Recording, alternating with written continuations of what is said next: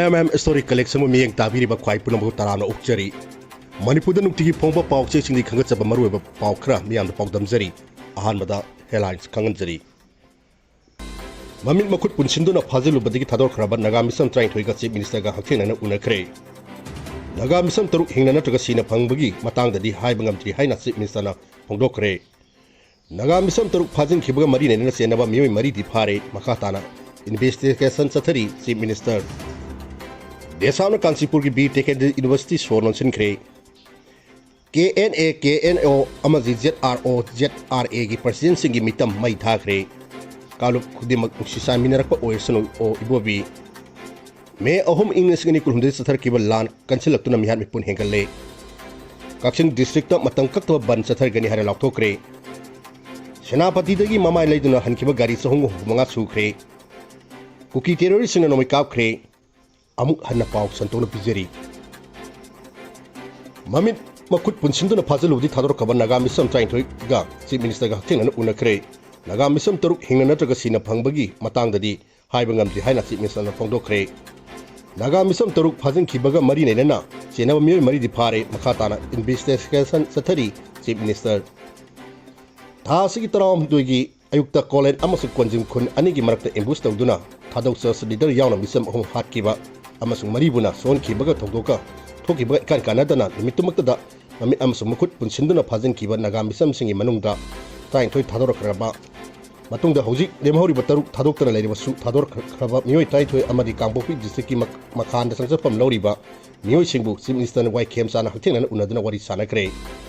chief minister nam misam sing asibu unarduna mapam khalaktaban namitra mangani sujan laban naga misam gi taruki imung manung yauna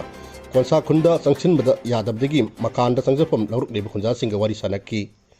khongsat asigi manungda phajiluba bagdagi thador kraba misam trai thuga chief minister ga unaduna wari sanabadadi pawmi sing changhin kide chief minister nu singbat timna kangpopi district ki makhan khungi makhan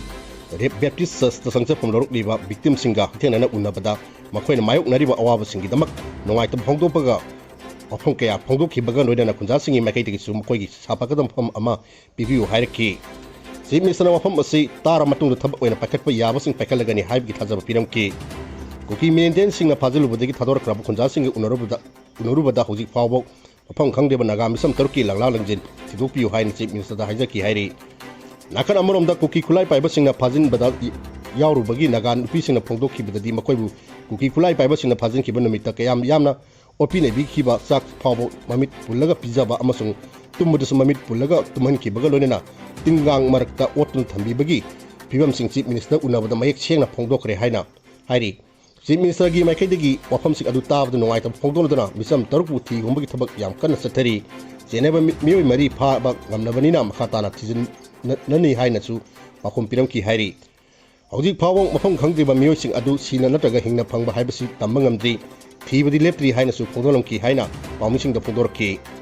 phajin bada yauruba naga nupi amana phongdokki bada ngasi chief minister na laktuna unariba matam asi themankhre numit 13 ni sujilakle mari leinaba authority sing na khara nganna laknaga thibiramna badi phagadabani nupi sing na mama obi sing da phao-ba asumna oliba asinadi thadorok tiba nupa sing adubudi soidana hatonamgani haibagi chingnaba lei hingna thadorokani haibagi thajab leite hairakki Konsa khungi miyoi time pan kuki singna phajin khibaga mari nei na miyoi mari phare amasung makhatana operation chathaduna naga misam taruk kanna kananga kanna honari adubu singi asukba mafamda operation chathabada khudong chadaw kaya leibana maramatam khara changmani haina chief minister na phongdorom lei haike security force na paksan na singi asukba mafamda operation chathabaga tapakta operation tawbaga manadabana matam khara changmani haina chief minister na phongdorom lei hairi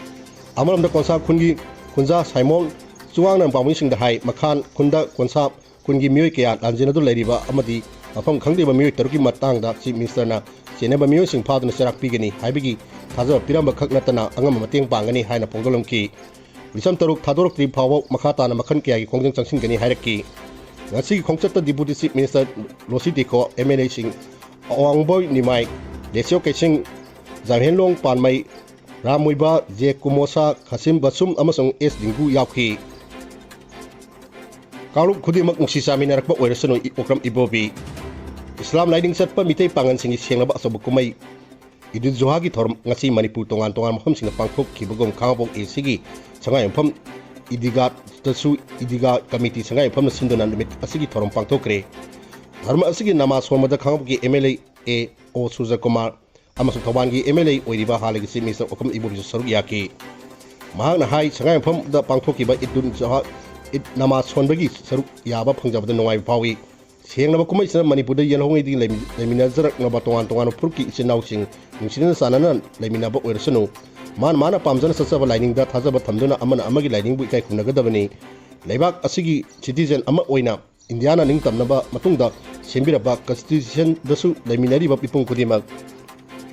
India masa ngaktani lining gi khenaba thamdana nungsinan leminagadana hairi lining amatana atopa lining bu hanthana yengu haide maram asina Manipur gi pipung kudimak nasu hana sunaba amasung yingthinaba leblasi khana zainaba warising propang amloi amana amanta thajaba thamnaduna wari sanaraba kakdada ingtaba purkadabani maram asina sengna kumai asina lakpada ikoi isa isana sassariba lining da sena thajaba thamduna ikoi maseng makta nungsi sanaba amadi ingtapa porkpa orsnu haina pongdokhi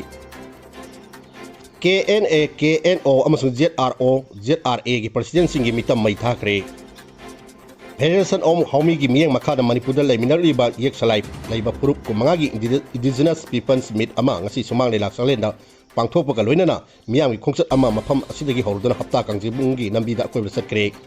khongsat asi basalakpada yenhomi singda dabada sobo thodang loriba Myanmar dagi lakwa mitop singna ningkhatpa kuki terrorist KNA KNO gi president PS Haukip amadi ZRA gi president Hanglian Pau gi mitam sing mai thaduna yaingdo phongdokkhre Haumi president Sapamja Jadumani hai Houjik namsida mapandi sangsilak diba mitop sing na yenomi sing da satar diba lan asi ekoi puna thengna minadrabadi mai pak pangamloi tapa khatana Manipur oiba yaroi sing amasung tamda khundamina ba yek salai leiba yelo purum sing amata oina punsinda ba matungda apunba Manipur ama sagapangam Houjik mitop na yenomi sing satar diba lan asi center amadi Manipur dengana dosin bigani haibagi thajab leitre Lansa nupi angang yauna mioi kya hatkiba amadi highway singda kuki singda blockade tawduna misam miyam da awaba kya pirabasu lenga asina kangsin usindar nambi thong sangabada mai onsin leire maram asina Manipur thugaina mo honari basingi mayokta namdam sida laiminari ba yeno purup singnam amata oina thengnaminaduna yena usibu maithiba pina bagi apunba warep nawina mathok tare ngasi pangtholiba indigenous meet asida yek salai leiba yeno purup kumagi sing amasung tamdagi lakpa mioi sing kyana saru yaduna yenomi sing amata oina punsin bi satam utki bagaloina nang ngasi gidagi yek salai sing punsin le akoi amuk hanna kaina roi ireba asi ekoina amata oina kaminagani amasung akoi punsin duna yenaba sing maithiba pirasi haiba kolau sing lauki bifam asida tongan ba warip manga su lauki Kaksing district ta matam kaktuna ban sathar gari hare laukthokre Kaksing higher secondary school gi principal transfer tawgi mayokta yaning da phongdoktuna khongjang changsilekhiba maisong asigi maheroi singna transfer gi othok asigi matangda tangtabal warising ama lenga na purukti phawang ngasi ahing nongai digi Kaksing district pumbada matam kaktaba bangi khongjang changsilegani haina school asigi student union finance secretary Benas oinam na phokre wafam asi transfer order gi mayokta changsilakpa khongjang gi marin enana mahana laktholaduna Makata na hai tha asigi kumathoi da thokiba school asigi principal transfer tawgi mayokta tha asigi kunithoi dagi ngasi pawa mairoi sing na sara henbi yauna khongjang sing changsilik lagli Concern MLA U Deven unana basat lubada unabagi khudongcha pirakide tha kharagi mamangda MLA masamana education commissioner amadi director da principal transfer tawnaba dio letter irambagi khudangga noina phangle maram asina skunda politics ki akhanaba miyang puchilakuna academic atmosphere da singar pasing laibak thibani haiki amar transfer order gi mayokta khongjang changsilak liba mehru singi marakta khara hospitalize tawrakbaga loinana academic atmosphere sohlakpadagi matangda Kaksing gi CEO sing amadi nupi nupsingna oiba mifam ama library and information center Kaksing da pangthokre thasi kunthra phawi manungda lengana ingtapa academic atmosphere poroktabadi Kaksing gi CEO sing na khongjang changsilak loi hainingai leite haina su pongdokki me ahum insingani kurumdari chatharki balan kansilak tunam yar pun hekalakle Manipur gi hiram kya da sabu thodang lorki ba mera paibi hongdoki ba numit puning singduna ngasi khurai sanan thong tharo debi lampakta kunipalak suba mera paibi numit ki thorom pangthoktuna mafam asita leiba mera paibi singi mitamda heikat tamduni kai kumnakre mera paibi numit observation committee singduna pangthokwa thorom asida committee gi convener wai kunjarani na hai me ahum insingani kurhundoi dagi Kaleng ki tramdoi ni panba objection numit dagi kuki narco terrorist singa mitai singu tak tan thorki bani maram asina purup anigi marakta lan thorki bani Houjik phao-ba security personnel taruk yauna micham chaniga taratet lekhidre lan asigi misi mina asi lebak asida amukta thoktriba mongda purup kanglup khaidoktuna central force-singna ondong honjin tawki bata natana hana sunaga thorakpa central force-singna karimata tawkide lan asi Houjik kumjan lising ani kun taruk asida hena kansilaktuna mihan pun hengale haiki tangkun khata natana mau maram thangan rongmai siru amasung liangmai da kuki nako tirusinga target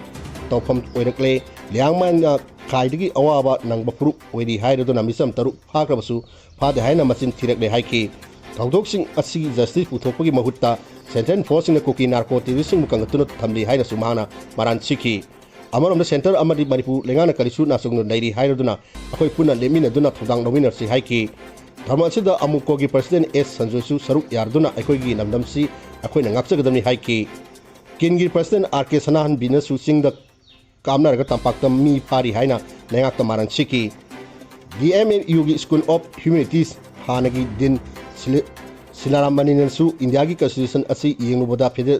federal country oide haiki Haromapu oikiba khwere neimaron merapa bi apunba Manipur gi president S Memsana India nengana tholiba larasi mamu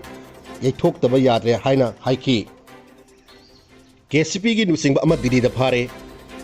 agency singna torpa report ki batu inan Manipur gi KCP gi hakchinba commander ni haiba hobijam Dilip kowa mi ama ngarang phare haina Delhi police ki maikati phongdor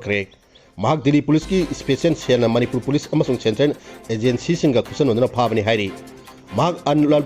unlawful activities prevention eki makada register tawduna lokotpa case khada chenaba activists ni hairi mahana Delhi da aroba meeting ama saruk yaba lakhibi paw phangbadagi mahaki khongun liduna phaki bani mahak phar matungna chathaba ahan wahang pahongdagi kakchingdagi AK-56 rifle ama amop rifle ama AI rifle ama amasung scope fit tawba M4 rifle ama yauna kusukhulai amasung tongan ba nomai baru lising ani rom pera bomb ani detonator tramatoi letot sen mari amasung yakhematoi suba gi high explosive bomb sung recover tawre Husukulai sing asigi matakta insas AK amasung set loading rifle M4 rifle amasung light machine gun LMG gi maru yaumdraba mengjing kya su recover tawba ngamle phagalaba polam singi manungda tarpaulin plastic bag amasung mobile phone singba yawi makhata hangpang chathari hairi kuki terrorist na nomai kapkhre thasgi kuntaruki ayuktan none district ki khobom PS na konba goitang duikha chang khun ani gi marakta lobukta sasaba matai manau amasung masana pa tamna kuki terrorist nomai kapsul lakraba matung ngasi ayuk pung taruk makhairom tarakpada police station asimana konba jongjang tek amasung jandengrong market manakta su kuki terrorist nomai round lipar mapanom kablakpadagi manalakpa leiba khunjasing mi painakre paw sitabari state amari central force sanction thi hombagi thabak chathabaga loinana makhata na thoring daba thodong si thon dana ba sin torang tokki loisalapda story collection